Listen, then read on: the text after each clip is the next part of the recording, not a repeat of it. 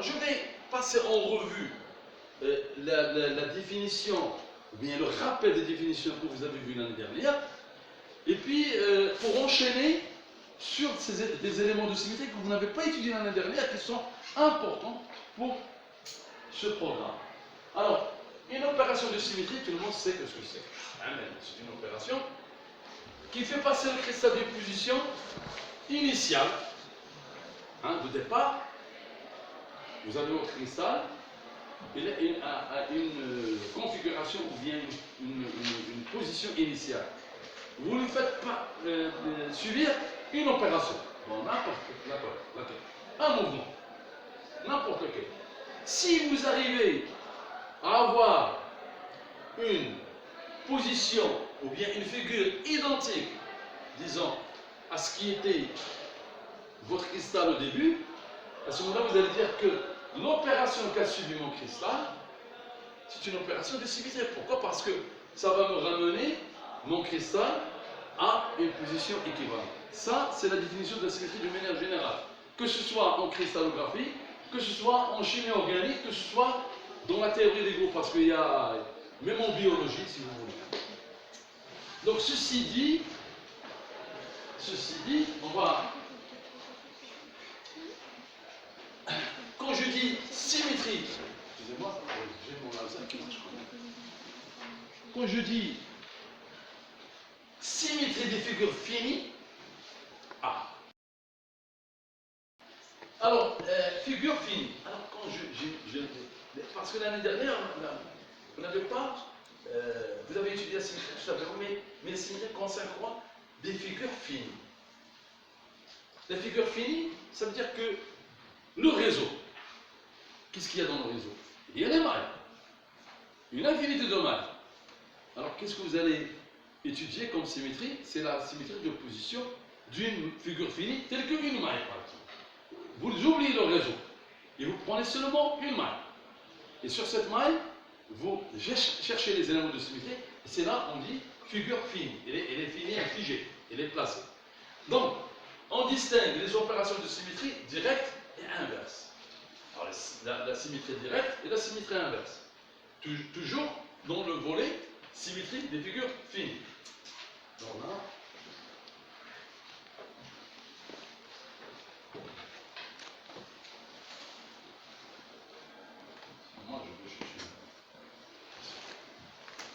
alors, on va commencer par rappeler qu'est-ce que c'est les axes de symétrie directe. Parce que symétrie directe, on va commencer par le direct. Donc on va commencer aussi par les axes de symétrie directe. Alors, les axes, à quoi ça sert un axe? Un axe, c'est un moyen pour réaliser ce qu'on appelle une rotation. Et quand je dis rotation, ça m'amène dans l'esprit des angles, une quantité d'angles de 0 à 360 degrés. Mais est-il que en cristallographie, on vous a dit l'année dernière que les angles sont limités à 4 angles. Avec l'identité, ça va faire 5, mais 4. Ça, on vous l'a montré l'année dernière, on était d'y revenir. Donc, finalement, les angles sont précis. Alors, la rotation, donc, on va la définir, si vous voulez, par les angles, mais mieux que les angles, on va la définir par l'ordre de la rotation. Alors, opération de symétrie qui ramène la figure en coïncidence avec elle-même par simple rotation d'un angle de combien? De 2π sur n. Je prends le 2π, qu'est-ce que c'est? C'est un tour, 360. Je prends une quantité, n. Je le divise par n. Je vais le faire ici tout à l'heure. Ici donc 2π.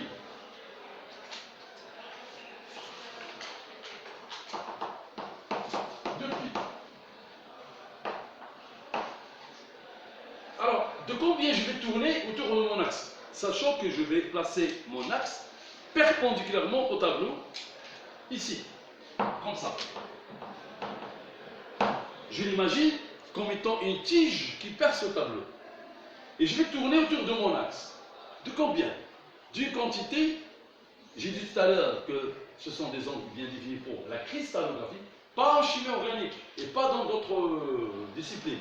Donc ici, les angles sont bien définis. Bon, mais au lieu de parler d'angle, on va parler d'ordre.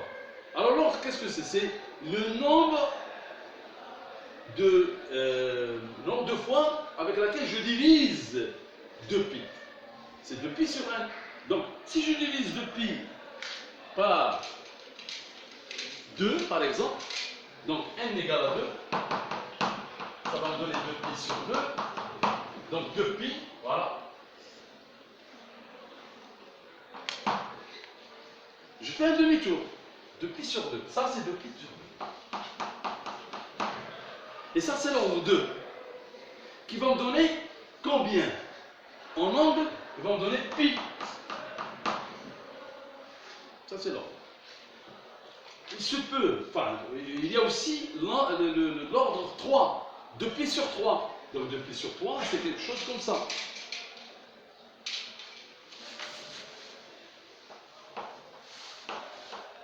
Deux π sur 3. Ça, c'est 2π sur 3. Donc l'ordre, n égale à 3. Ainsi de suite. Il y a 2π sur 4, mais il n'y a pas 2π sur 5, ni 2π sur 7, ni 2π sur 8, ni 2π sur 9. On vous a montré ça par des carreaux, j'imagine. Hein. Alors, là, donc, la rotation, on vous l'a défini. Ça, tout ça, vous l'avez vu l'année dernière, c'est un graphe. 2π sur n autour d'une droite appelée axe de symétrie est noté soit A indice n, soit tout simplement n. N indiquant l'ordre A. L'ordre n, ça va être quelque chose, puisque c'est un diviseur, il va être entier. Il n'est pas relatif, ni réel, ni complexe, mais ça va être un entier. Alors, je reviens à cette question d'ordre. Il y a l'ordre 1, il y a l'ordre 2, il y a l'ordre 3, il y a l'ordre 4, il y a l'ordre 6. Mais là, des ordres, il n'y a rien. Il n'y a pas d'ordre que ces ordres. Parce que les démontrables, on peut démontrer ça mathématiquement. C'est facile. Hein? C'est très facile. Mais aussi, on peut le démontrer par un schéma comme peut-être il vous a fait votre enseignant l'année dernière en mettant des carreaux de céramique. Je me souviens bien. Bon. Alors, ceci dit,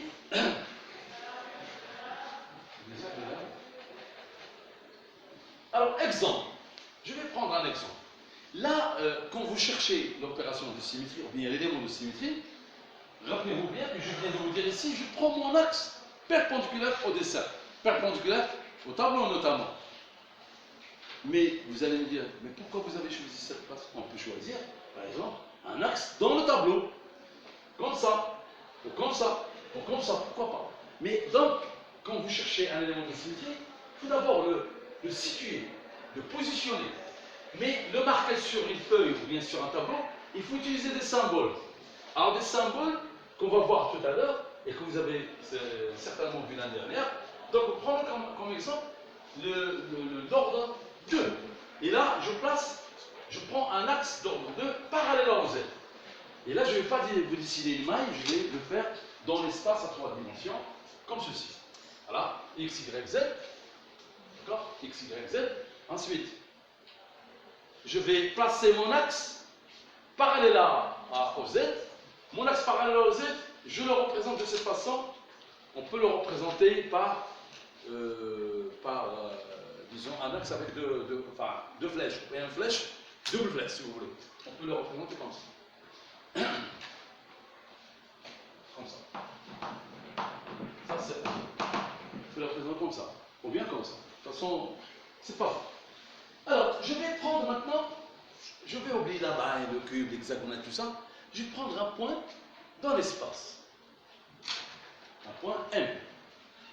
Et puis, je vais, un point M, comme ceci, de coordonnées x, y, z. Alors, mon axe, il est comme ça, comme je viens de définir. Et puis, je vais, ce que j'ai oublié de définir, c'est le sens d'orientation, il faut le définir, soit dans le sens contraire des aiguilles d'une montre, ou bien dans le sens des aiguilles d'un autre. Vous avez le choix, il n'y a pas de souci. Alors là, j'ai oublié de le marquer. Alors je vais faire un tour. Pas un tour. En réalité, c'est un demi-tour. 2 pi sur 2. Un demi-tour. 2 pi sur 2 autour de cet axe. Je vais arriver à une position ici. À une position, si je regarde les coordonnées, j'avais x, y, z. Regardez bien. Là, c'est x, y, z. Et là, vous aurez moins x, moins y, toujours z, il reste le même. Donc vous avez moins x, moins y, parce que les pas passer de l'autre côté dans le plan négatif x, y. Mais z va rester au même niveau. Alors vous voyez très bien, la nouveauté que vous avez en S5, c'est qu'on va travailler avec des coordonnées, des points images. L'année dernière, vous n'avez pas fait ça. Et ça, c'est très important. Les coordonnées, ça, c'est ce qu'on appelle le point objet, le point de départ. Et là, c'est le point image. Alors, donc, je vais un petit peu exprimer ce passage de x, y, z à moins x, moins y, z par une entité mathématique que vous connaissez tous. C'est ce qu'on appelle la matrice de passage. Alors comment ça? Ça ne marche pas toujours. Je pense que c'est un problème de pile que je vais changer. Bon. Alors x, y, z, j'applique A2 et ça va devenir moins x, moins y, z. Alors exprimons ça en matrice. Dans un repère orthonormé, l'opération A2 parallèle à l'axe Z est représentée par la matrice MA2. MA2, alors MA2 multiplié par x, y, z, ça c'est la matrice de passage appliquée à la position x, y, z, ça va donner, regardez bien, moins x, moins y, z, ça c'est le résultat. D'accord? Alors maintenant la matrice de passage c'est quoi? La matrice de passage c'est moins 1, moins 1, 0, 0, 0, moins 1, 0, 0, 0, 1. Parce qu'il faut traduire cette coordonnée par une matrice pour arriver à la matrice de passage. Alors ici, comme si vous avez ici moins 1 fois x plus 0y plus 0z. Ici vous avez 0x moins 1 fois y plus 0z. Ici vous avez 0x plus 0y plus 1 fois z. Ah, la matrice de passage. C'est simple. Donc si vous prenez cette matrice que vous multipliez par x, y, z, vous allez trouver ça. Et ça c'est très important. Allez, parce que après, on va utiliser, pas la matrice, mais on va utiliser surtout les coordonnées, des images, des points objets. Et c'est très important pour, je ne vais pas le dire maintenant parce que vous n'allez pas comprendre, mais vous allez le comprendre après dans 3-4 semaines, quand on étudiera la cristallographie, quand on étudiera les groupes d'espace et tout ça. Donc je ne vais pas en parler maintenant. Donc ici, on va seulement se contenter de ça, et dire que c'est très important. Voilà. Si vous avez des questions, vous pouvez toujours m'arrêter, vous pouvez intervenir. Ça c'est très important. Et c'est... Bon. Alors les positions x, y, z et moins x, moins y, z sont dites équivalentes. C'est normal. Équivalentes, et on vient de le dire. Dans le réseau, dans même une maille, vous vous souvenez bien de l'histoire des coordonnées réduites. Coordonnées réduites, quand vous avez ça, une maille par exemple, je dessine en l'occurrence la maille cubique, et puis là c'est 0, 0. Et là c'est quoi? Ça va être 0, 1, 0. Mais ça, on ne le représente pas. Pourquoi? Parce que c'est périodique. C'est à une période. B, on trouve. Donc en fait, à une période, on vient à une symétrie bien définie. Donc au final, celui-là que je représente ici, il est équivalent à celui de l'origine. Ils sont équivalents. Là, ici, la même histoire pour la symétrie. Quand je fais... là, je vais revenir un peu en arrière. J'ai oublié de donner un détail. ici, normalement, je vais dire que si je peux dire que ces deux points-là sont équivalents à condition que si le point objet, après opération de symétrie, tombe sur un point existant dans le réseau. Mais si jamais, là, je travaille avec un criminel de l'abstrait, des maths, bon, la géométrie, des maths, l'abstrait. Mais en fait, si j'ai ici par exemple du sodium et je fais une rotation autour de cet axe de 180 degrés et je tombe sur un atome de sodium, à ce moment-là, on dit que ce sont de positions équivalentes. Mais si je tombe sur rien du tout ou bien sur le chlore, c'est pas équivalent. Donc il n'y a pas de symétrie à ce niveau-là. Donc là, il y a pour un petit peu mettre le point sur les i. Alors, comme j'ai dit tout à l'heure, voilà. Là, comme j'ai dit tout à l'heure, ce sont des positions équivalentes et se réduisent les unes des autres par l'opération de symétrie à deux. Si j'ai du sodium là et je fais l'opération de symétrie A2, je trouve du sodium. Le premier sodium se diluait du deuxième, puis le deuxième se diluait du premier grâce à A2. S'il y a A2. Alors, j'ai parlé tout à l'heure des symboles. Les symboles, vous voyez ici que les axes de symétrie, ça vous l'avez vu l'année dernière, les axes de symétrie, ce tableau regroupe bien entendu la représentation graphique d'un axe perpendiculaire au plan de dessin, c'est-à-dire au plan du tableau ou bien de la diapo.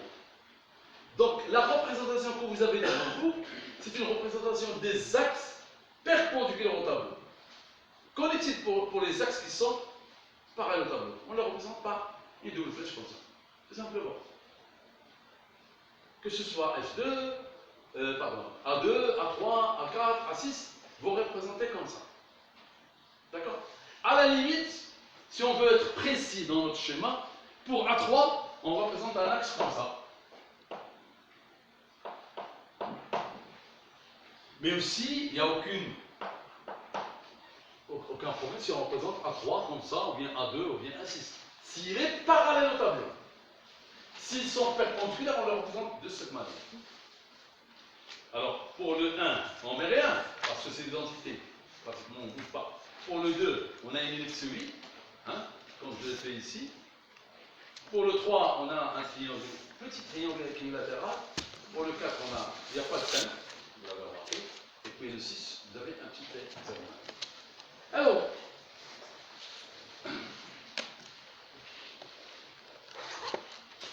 exemple maintenant, toujours je vais reprendre l'axe 2, cette fois-ci perpendiculaire au Z, comme ici. Et pas comme dans le premier exemple. En perpendiculaire au Z, je vais reprendre toujours mon repère X, Y, Z. Alors A2 perpendiculaire au Z, et puis je le représente de cette manière. Regardez, avec une petite ellipse 8. Et puis là, je reprends toujours le même point. Et puis là, je vais tourner comment? Je vais tourner autour de mon axe qui est perpendiculaire au Z. Là, du moment que je l'ai représenté comme ça va être, disons, j'ai le choix, soit de le prendre parallèle à Y, soit le prendre parallèle à X. Vous avez le choix. En tout cas, ici, mon schéma montre que, bon, je l'ai pris pour mon exemple surtout, qu'il est perpendiculaire à Z, mais parallèle à OX. Alors, qu'est-ce que ça va devenir ce point? Il va venir ici, là. Il va venir là. Là, j'ai marqué. C'est une rotation de pi sur 2. Et là, ça va tourner autour de mon axe comme ça. D'accord? Mon axe est comme ça. Il va tourner comme ça. D'accord? De 180 degrés. Alors, au niveau de la coordonnée c'est très simple aussi. J'ai oublié de marquer la coordonnée, c'est x moins y moins z. Je crois que ça va venir là. X moins y moins z. Alors, vous voyez que Au début, c'était quand il était parallèle à Z, c'est moins X, moins Y, Z. Et là, quand c'est parallèle à X, en fait, perpendiculaire à Z, donc parallèle à X. J'ai pris parallèle à X. Quand il est parallèle à X, vous voyez que la coordonnée, image, c'est X moins Y moins Z. Alors, qu'est-ce qu'on peut conclure? On peut conclure que la direction sur laquelle il est pris mon axe A2, elle est positive. Les deux directions sont négatives. Tout à l'heure, c'était parallèle à Z, j'avais moins X moins Y, Z. Et ici, parallèle à X, je vais avoir X positif, moins Y moins Z. Si je le prends parallèle à Y, je vais avoir moins X, Y, moins Z. Globalement, la question, je vais chercher aussi la matrice de passage. Je ne sais pas si je vais le... Oui, la matrice de passage, regardez, la même chose tout à l'heure. Vous aurez 1, moins 1, moins 1. Donc, ici, parallèle à X, vous avez la position 1, elle est positive. Mais globalement, on va prendre tout à l'heure un exemple de l'axe 3, ou bien l'axe 4 ou l'axe 6. Si vous voulez, si on veut chercher la matrice de passage, par exemple pour une opération de symétrie 2 pi sur 3, l'ordre 3. Pour moi aussi c'est difficile, j'avoue que c'est difficile. Les mathématiciens, ils sont très doués, c'est très facile pour eux. Alors, c'est pour cette raison que je vais vous donner ici la formule générale de la matrice de passage. Ah, pour un axe de rotation d'ordre n, parallèle au z, vous voyez ici, cosinus θ. Ah, j'ai oublié de marquer sur la diapo, à quoi est égal θ? Θ égale 2 pi sur 1.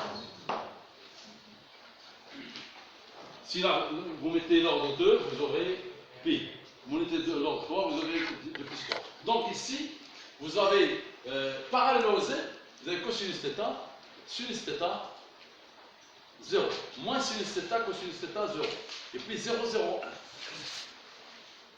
Vous pouvez noter ça parce que je ne pense pas que je l'ai mis dans la vidéo, parce que la vidéo, je suis très limité. Alors, si c'est parallèle à Y, j'aurai A2, 0, 0, 1. Vous voyez ici 0, 0, 1 sur Z. Je vous montre seulement un moyen mnémotechnique pour vous rappeler. Mais si jamais, je vous le dis, donc si jamais au niveau du contrôle, si je vous pose cette question au niveau du contrôle, je ne vais pas vous demander de l'apprendre. Un aradin, par exemple, comme données. Je peux vous donner ça comme données. Parce que là, on n'est pas vraiment ici pour contrôler est-ce qu'on a appris quelque chose par cœur. Non. On va vous contrôler est-ce que vous avez saisi et non pas appris. Attends le contrôle. Quand je vous donne le contrôle, et vous aurez, si jamais vous aurez besoin de ça, je vais vous la donner comme donnée. Je ne vais pas vraiment vous casser la tête et vous rendre la vie difficile. Donc voilà. Pour ça c'est un titre indicatif. Vous pouvez le noter comme vous pouvez ne pas le noter. Et vous voyez ici que pour... Je ne sais pas si vous voyez en bas. Si vous arrivez à voir. Voilà. Donc ici, vous voyez que le 001, 010, 100, ça donne bien sûr la position. Et là, bon, moi je l'ai appris par cœur, mais j'ai utilisé un moyen. Si vous voulez l'apprendre, oui, mais sinon c'est pas la peine. C'est pas la peine. Ça, je le donne seulement à cette indication.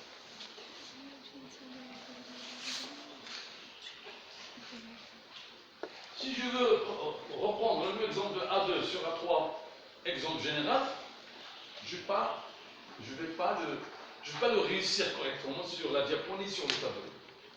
Mais si j'essaie le 3, l'axe 3 sur une maille, je peux y arriver. Alors là, la difficulté se pose.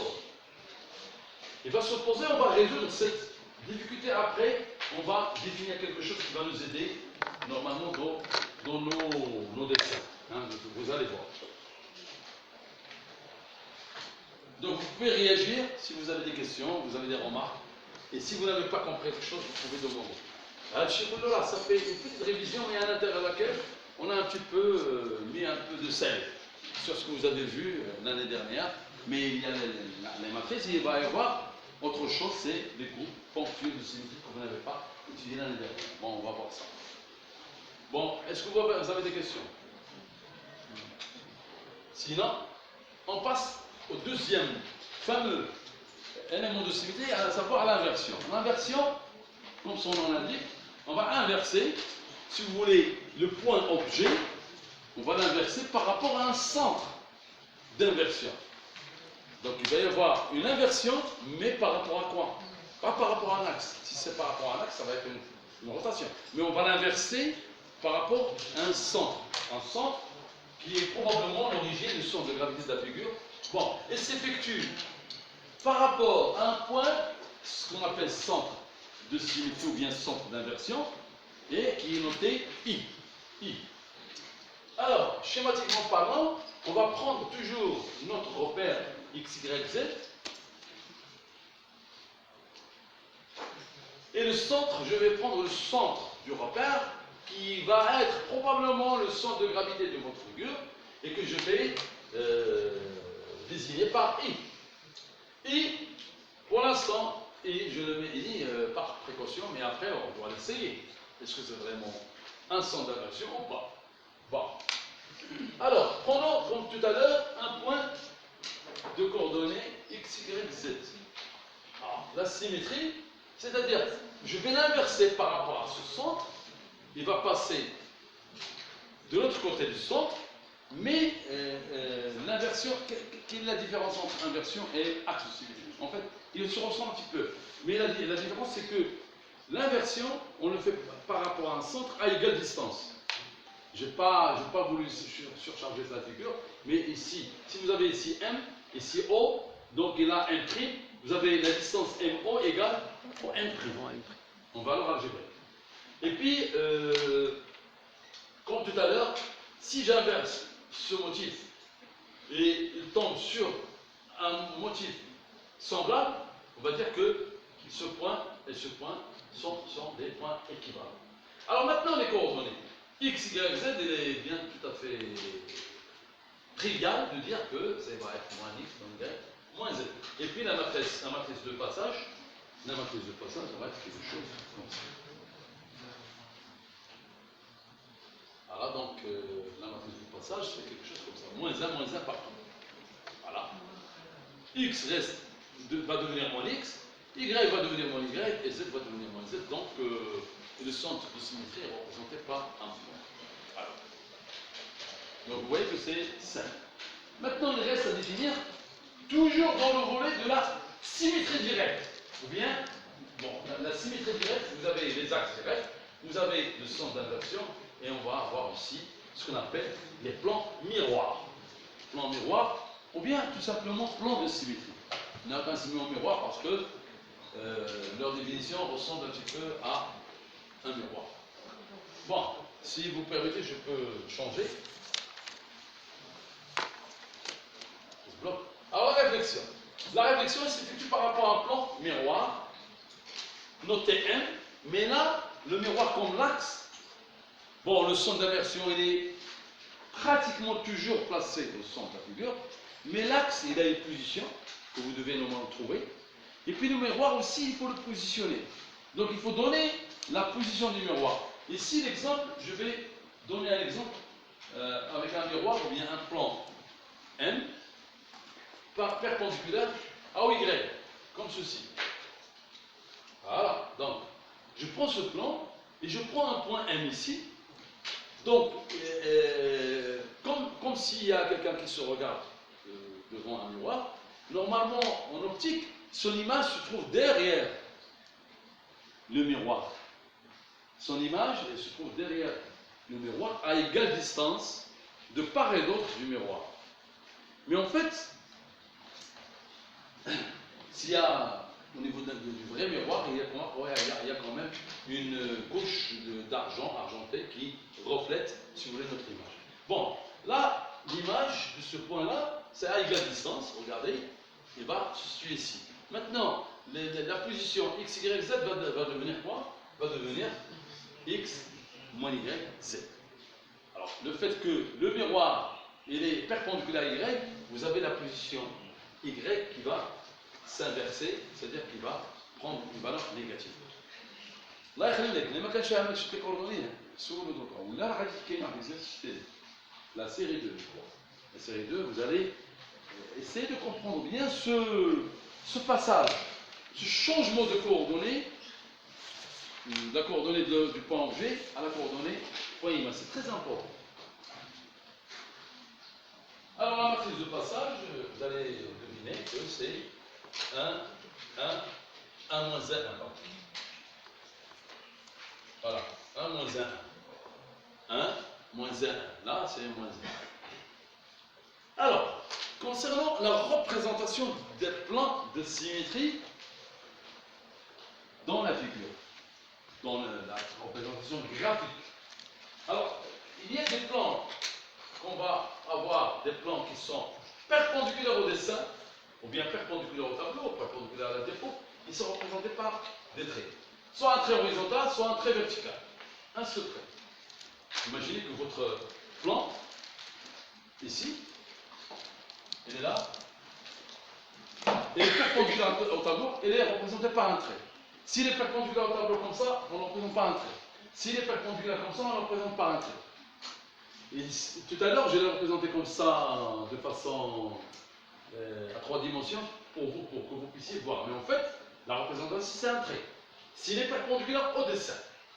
S'il est maintenant parallèle au dessin, si mon plan est celui-là, par exemple, la face de ce cube, cette maille cubique, on le représente comme ça. C'est ça.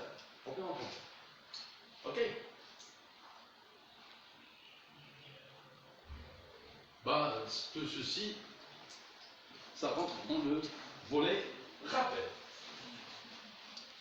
Bon. Maintenant, on va voir le cas d'un miroir perpendiculaire à OZ. Perpendiculaire à OZ, bon, je vais le prendre comme ça, regardez. Il était parallèle à OZ, maintenant il est perpendiculaire à OZ. Cet objet-là, cette position objet, on va avoir l'image en dessous, comme ceci. Et puis, la coordonnée, vous allez voir que c'est x, y, moins z. Puisque c'est perpendiculaire à z, donc la coordonnée va être inversée au niveau de la coordonnée z, moins g. Alors, ceci, la matrice de passage va changer. Bon, il n'y a rien à deviner là. Donc ici, vous aurez moins 1 au lieu d'ici. On est d'accord? C'est bon, je crois que c'est clair. Donc ça va être corsé, hein, petit à petit, ça va monter. Hein. Et vous allez voir maintenant, rotation inverse. Rotation inverse, là je vais rentrer dans le volet symétrie inverse. Il y a la symétrie directe, il y a la symétrie inverse. Je crois que la symétrie inverse, vous l'avez vu l'année dernière aussi, non? Vous l'avez vu l'année dernière, non? Non. Alors la symétrie inverse, on va commencer par d'abord la rotation inverse. La rotation inverse, c'est une combinaison en fait entre une rotation qui va être suivie par une inversion, tout simplement. Donc en fait, l'inverse, il y a toujours deux opérations de symétrie qu'il faut retenir. Rotation, donc rotation, plus inversion. Rotation inverse, comme son nom l'indique, une rotation autour d'un axe, d'ordre 2, 3, 4 ou 6, suivie d'une inversion par rapport à un centre d'inversion. C'est ça. Tout ce qu'on vient de voir, on peut le revoir.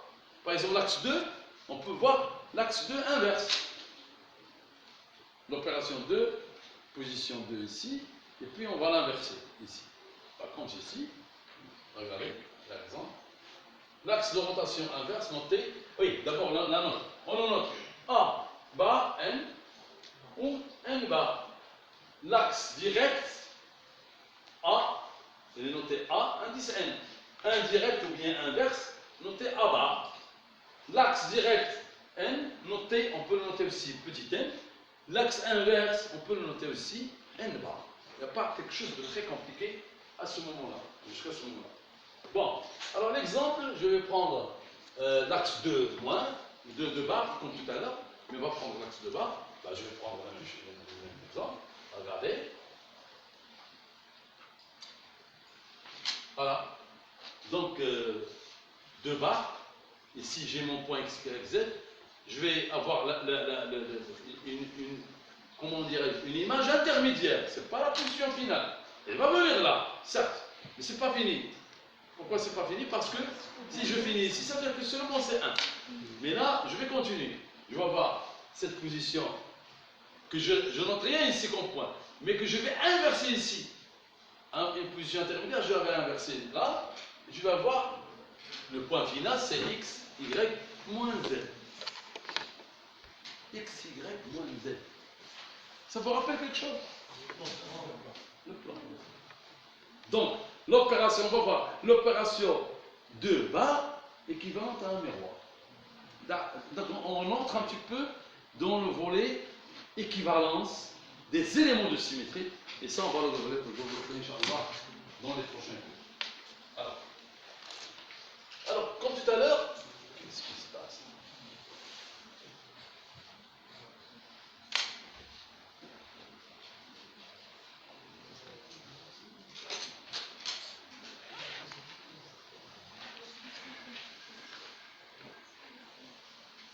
Comme tout à l'heure, on va suivre, on va définir la matrice de passage. X, Y, Z devient X, Y, moins Z. La matrice de passage, elle est là. Moins 1, moins 1, 1. Oui. Là, on vient de dire que c'est une combinaison de quoi? D'une rotation suivie d'une inversion. Donc la combinaison, ça va être la multiplication des matrices. Quand vous multipliez cette matrice à celle-là, pour trouver la coordonnée, vous allez trouver que... Mais qu'est-ce qui se passe? Vous allez trouver 1 moins 1 qui est la matrice de passage d'un plan miroir.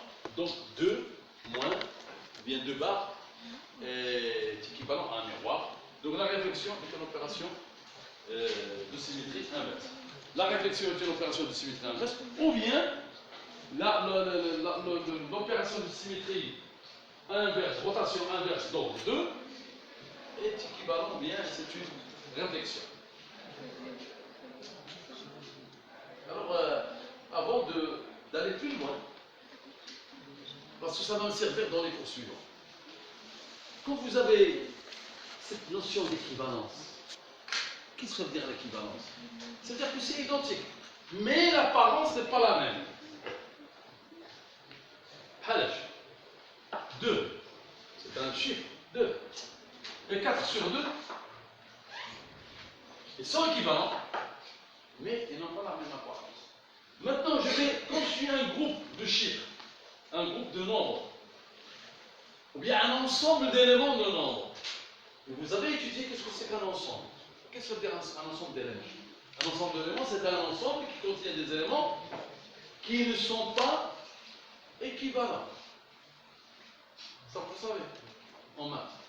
Donc, si par exemple, j'ai un ensemble de chiffres, 2, 7, 4 sur 2, 21 sur 3, 9. Je voulais construire un ensemble avec ces nombres. Alors, qu'est-ce que vous allez faire? Vous allez m'écrire que l'ensemble 2 égale à quoi? 2, 7, 9. Je peux écrire ça, ou bien 2, 7, 7, 21 sur 3, 9. Je peux écrire ça autrement. S'il n'y a pas de règle qui me dicte comment écrire convenablement, c'est-à-dire comment choisir celui-là ou celui-là, s'il n'y a pas de règle, j'ai le droit d'écrire comme ça ou bien comme ça. J'ai le droit. Mais s'il y a une règle qui me dit, bon, on écrit l'ensemble de façon à ce que les éléments soient représentés de la façon la plus simple possible, à ce moment-là, je vais éliminer cette représentation. Et ça, pourquoi je vous dis ça maintenant? Parce que je vais en avoir besoin, Inch'Allah, dans un cours, dans 2 semaines. Voilà. Ça, donc, la notion d'équivalence, c'est que on peut avoir de l'équivalence entre éléments de symétrie autant que ils ont la même apparence. Une combinaison d'éléments de symétrie, on vient de voir la combinaison de deux éléments de symétrie qui a donné un élément de symétrie. On peut avoir la combinaison de trois éléments de symétrie, trois opérations d'excision, trois opérations de symétrie qui va être équivalentes à une seule opération. Ça, il faut s'y attendre.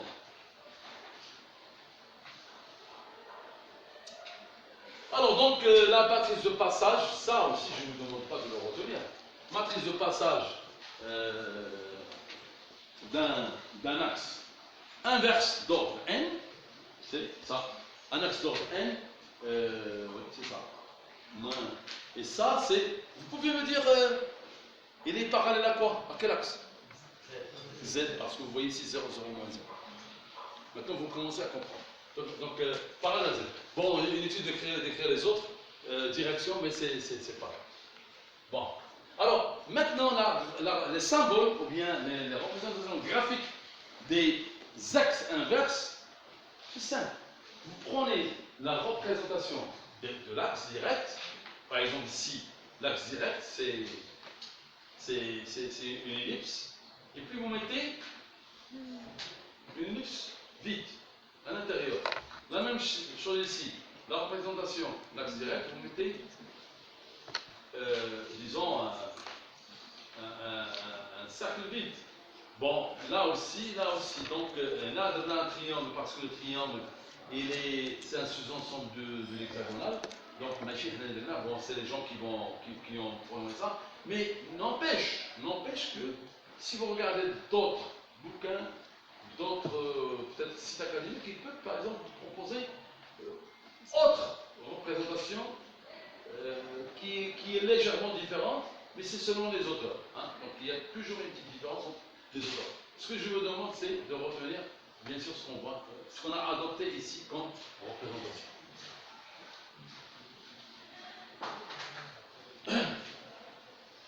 Alors, bon. Alors, jusqu'à maintenant, ce que je vais vous montrer maintenant, c'est quelque chose qui est totalement nouveau pour vous. Alors, vous savez très bien que, quand je vous ai montré l'opération de symétrie 2, je n'ai pas fait 3, ni 4, ni 6, dans l'espace. C'est un peu difficile. Mais dans la maille, relativement facile. Quand je vous ai fait ça, vous et moi aussi, on a eu du mal à positionner le point vert tout à l'heure. Est-ce que ça rentre dans le tableau? C'est en arrière de l'axe, c'est en derrière. Là, je l'ai positionné comme ça. Bon, sous-entendu, il est dans l'espace 3D, mais de ce côté-là. À la rage du tableau. Il sort du tableau.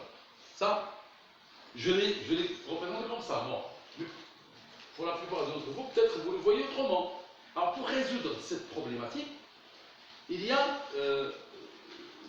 une représentation qui est très importante et qui va nous aider, bien sûr, à situer correctement les images des points dans l'espace, sans faire appel à un schéma de la figure ou bien une maille. C'est dans le cas général.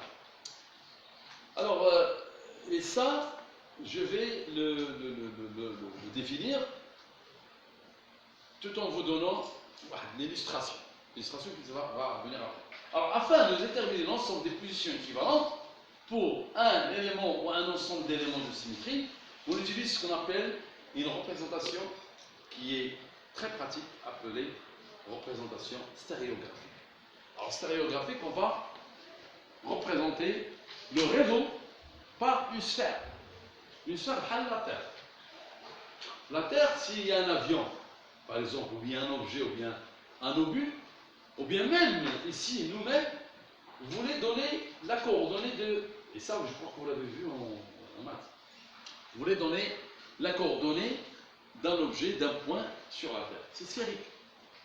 Comment faire? Il y a d'abord la représentation en utilisant ce qu'on appelle les angles de l'air. Hein. Il y a ici une représentation qui est plus simple en cristallographie. on utilise la représentation stéréographique. Alors, stéréographique, qu'est-ce que c'est? La projection stéréographique consiste donc à projeter une sphère sur un plan qui passe par le centre de la sphère. Il s'agit du plan équatorial. Alors, l'équateur, vous savez tous ce que ça veut dire l'équateur. L'équateur, c'est celui qui coupe la Terre, ou bien la sphère, en deux parties identiques. Il y a la calotte. La calotte, c'est-à-dire la partie supérieure de la sphère, la calotte supérieure et la calotte inférieure. Alors, de ce fait, donc, la projection stéréographique permet de donner une meilleure représentation de l'ensemble des points équivalents obtenus par les opérateurs de symétrie. Alors, projection stéréographique, comment on fait? On a ici la sphère, comme la Terre, il y a le nord et le sud. On est obligé de définir un nord. Bien que la Terre, il est dans l'espace, donc tout le monde peut considérer le nord comme le sud et le sud comme le nord. Mais est-il qu'il a normalement un axe de rotation, il tourne autour du Soleil, autour d'elle-même, mais on a défini quand même le nord comme le nord et le sud comme le sud. Bon, alors, le plan équatorial, c'est quelque chose qui se trouve ici, là. Ça, c'est le plan équatorial. Donc, qu'est-ce qu'on va faire graphiquement pour situer, si vous voulez, les objets et leur image? Alors, imaginez qu'on a un point objet sur la calotte supérieure, que je vais appeler point objet P1. Alors, le repère de tout à l'heure, x, y, z, j'avais quoi? J'avais x, y, z, j'avais une origine. Mais là, le problème, c'est que c'est sphérique. Donc, je ne peux pas définir une origine pour le nord et le sud. Alors, la référence ici, pour le nord, il va y avoir une référence ou bien une origine, et pour le sud, il va y avoir une origine relative au sud. Alors, ce point objet, normalement, il va le situer par rapport au sud. Tout ce qui est en haut est relatif à l'origine du sud, ou bien au point sud. Alors, on le relie de cette façon. N'importe quel point de cette calotte supérieure, que je qualifie ici P1 par exemple, je sais qu'elle est dans la calotte supérieure, ça je le sais.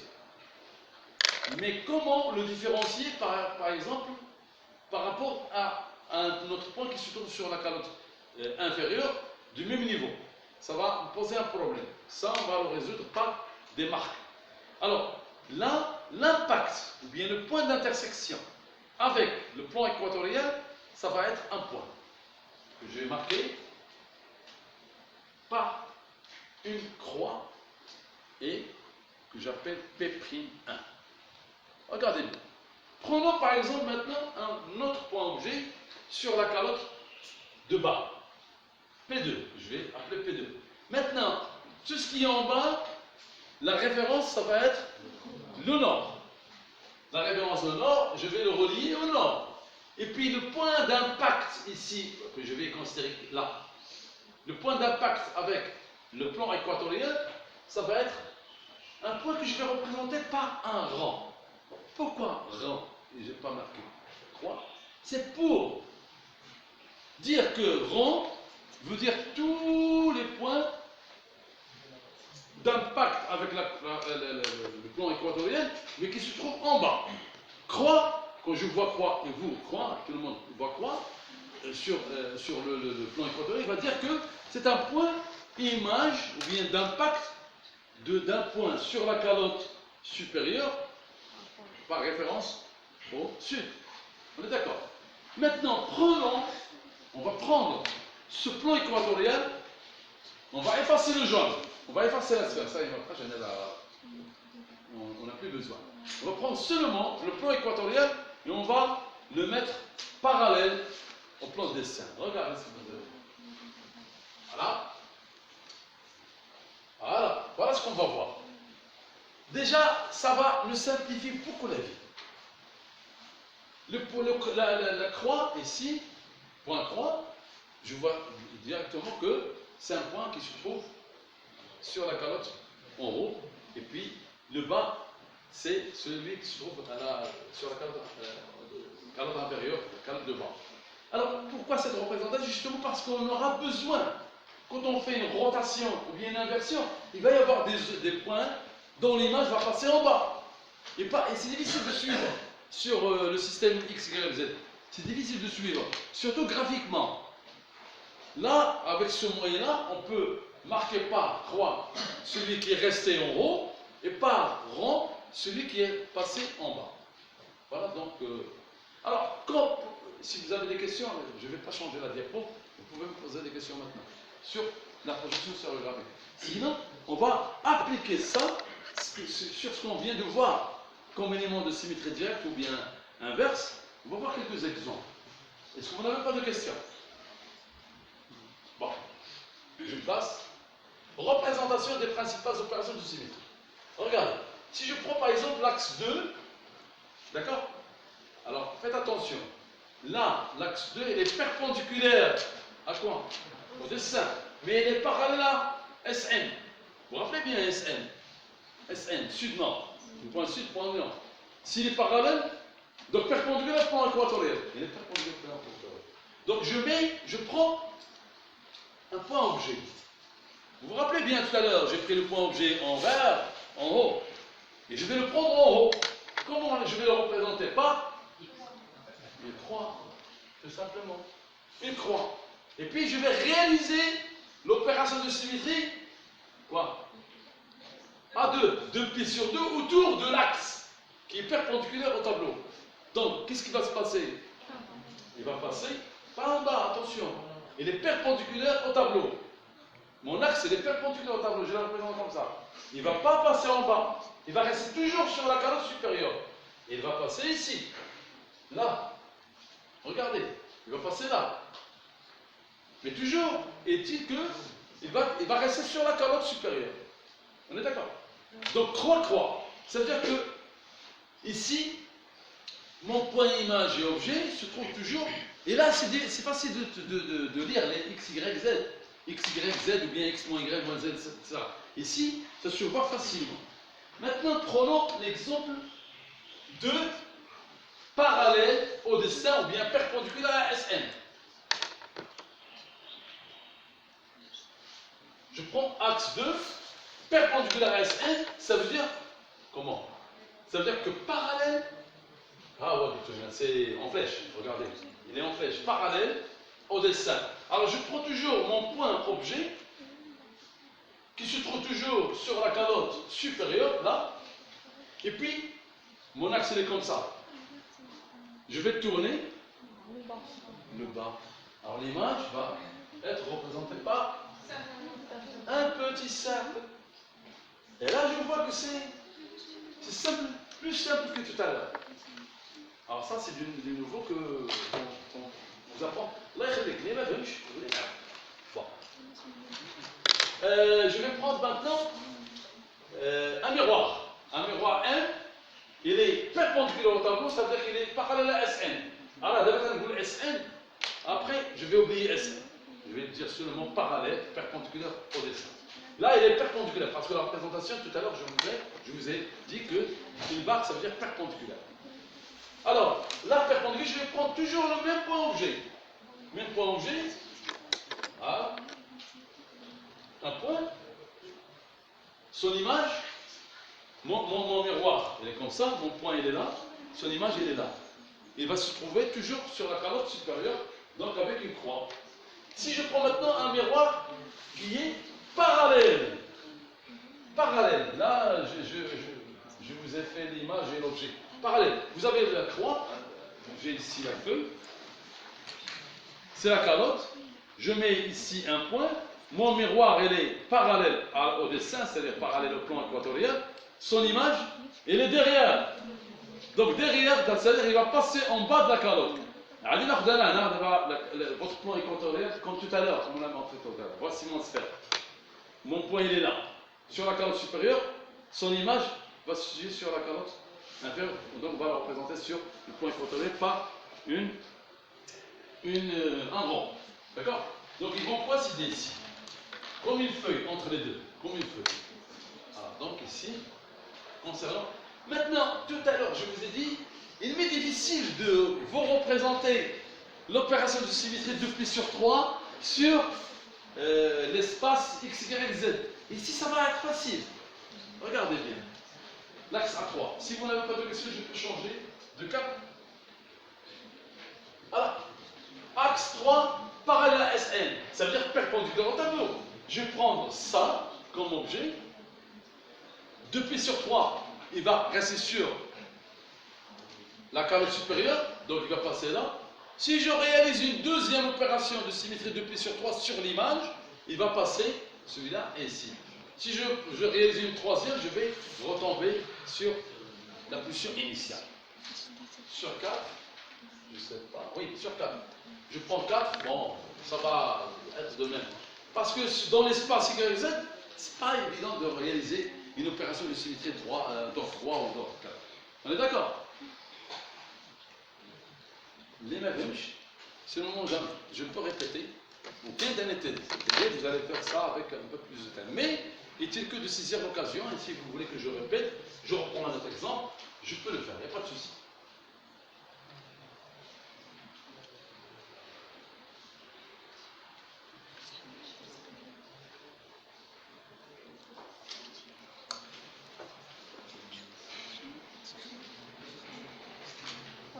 Alors, la combinaison maintenant, tout à l'heure on a parlé de combinaison des éléments de symétrie. Alors, la combinaison des éléments de symétrie, obéit à des règles. C'est ce qu'on appelle la théorie du groupe. C'est un cours qu'on ne va pas faire, mais on va prendre quelques définitions pour les utiliser. Normalement, c'est un cours qui se fait sur un semestre pour des formations, d'autres formations, mais on va utiliser quelques notions. Alors, c'est la théorie du groupe. En mathématiques, un groupe est un ensemble d'éléments liés entre eux par 4 règles fondamentales. Alors, la règle 1, le produit de deux éléments, je ne sais pas si vous avez fait ça en maths, la théorie du groupe. Ou là, au lycée, je pense, je ne sais pas. Donc, l'ensemble, c'est que il va y avoir quelques règles qui régissent ou bien qui organisent ce groupe-là, cet ensemble d'éléments. Le produit de deux éléments quelconques du groupe, ainsi que le carré de chaque élément du groupe, doit être un élément du groupe. C'est-à-dire que si vous prenez par exemple deux éléments et vous faites par exemple une opération de symétrie, une combinaison, pardon, comme une multiplication, ou bien le carré, le résultat doit faire partie du groupe. Ça, c'est la première règle. Deuxième règle. Là aussi, je ne vous demande pas d'apprendre ça, mais je le donne à titre indicatif pour savoir comment normalement un groupe est constitué. Mais après, vous allez passer à l'étape pratique. La pratique, c'est autre chose. Vous allez voir. Un élément parmi les éléments du groupe doit permuter avec tous les autres et les laisser inchangés. C'est l'élément identité. Donc si vous prenez par exemple l'identité, l'identité c'est l'opération de symétrie qui sont ensemble, ou si vous faites bouger votre figure n'importe comment pour la faire revenir sur sa position initiale, c'est ce qu'on appelle l'identité. En règle 3, la multiplication est associative, c'est-à-dire que si vous multipliez 3 éléments du groupe, vous associez les deux premiers et puis vous faites la multiplication avec le troisième, vous allez trouver le même résultat que si vous associez d'abord les deux derniers et vous faites la multiplication avec le premier, vous allez trouver le même résultat. Alors, règle 4, chaque élément doit avoir un élément réciproque ou inverse qui est aussi un élément du groupe. Alors, l'inverse, là, c'est pourquoi on a utilisé, c'est la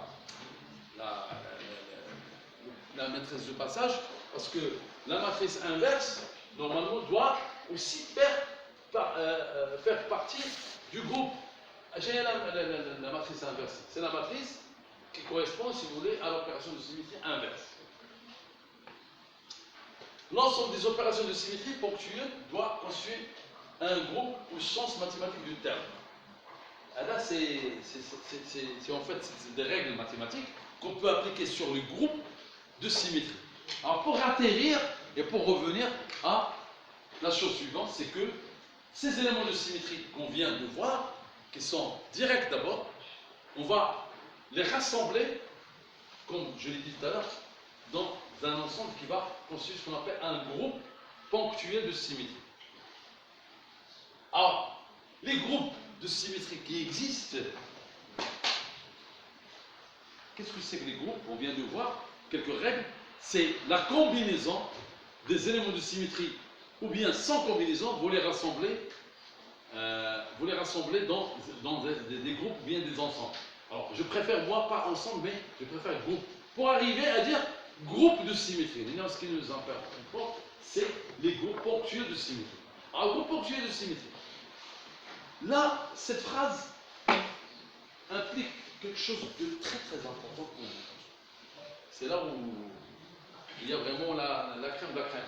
C'est que la symétrie, ou bien tous les cristaux qui existent dans la nature, même ceux qu'on fait au laboratoire, obéissent à cette définition. Pas une définition, en fait, c'est une éventualité. C'est que les systèmes cristallins que vous avez étudiés la semaine dernière, excusez-moi, mais c'est le semestre dernier, c'est que vous avez étudié 7 systèmes cristallins. Vous avez étudié 14 réseaux de Bravais. Et vous avez étudié la symétrie. Rappelez-vous bien que vous avez un ensemble d'éléments de symétrie pour chaque système, pour chaque réseau de Bravais. Donc si vous arrivez à combiner, par exemple, je prends par exemple le monoclinique.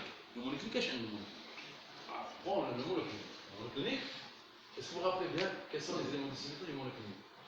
Non. Vous avez... Prenons par exemple le cubique. Il y a le cubique. Bon, achète le cubique. Là, les éléments du symétrie. 4, c'est 3. Bon, 1, 3, pardon. 6 à 2. 3 à 4. 9 miroirs. Et bien. Alors, pour les éléments de symétrie du système cubique, vous allez dire que, bon, je vais combiner. Pour former des groupes de symétrie, je vais combiner. Mais, je veux dire que je vais prendre A4 avec A3, avec A2, avec N, avec I, et je dis ça c'est un groupe.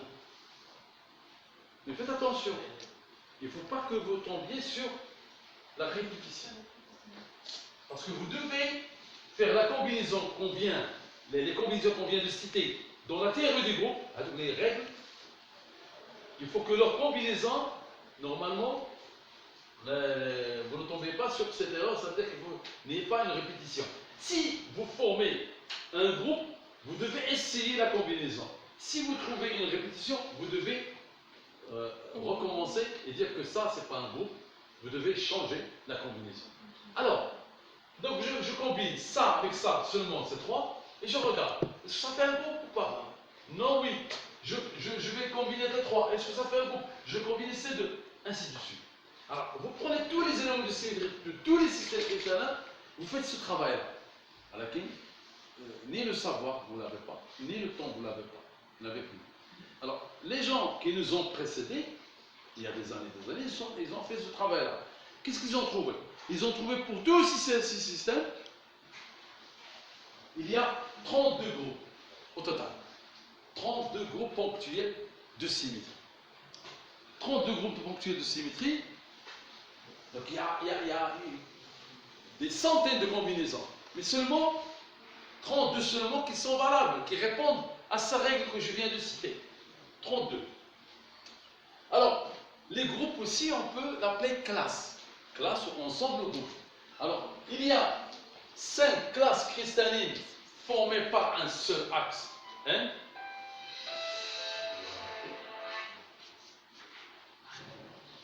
Cinq classes cristallines formées par un seul axe N. Il y a 5 classes cristallines formées par un seul axe N bar. Et 17 classes cristallines obtenues en associant chacun des 10 éléments N ou N bar. On associe N ou N bar, on va trouver 17 classes. ou deux éléments de symétrie binaire. Binaire, c'est-à-dire axe 2. Alors, et enfin, 5 classes formées par plusieurs. Si vous faites la somme, vous allez trouver 30 points. Alors, je vais m'arrêter là, hein, donc, pour continuer par la suite.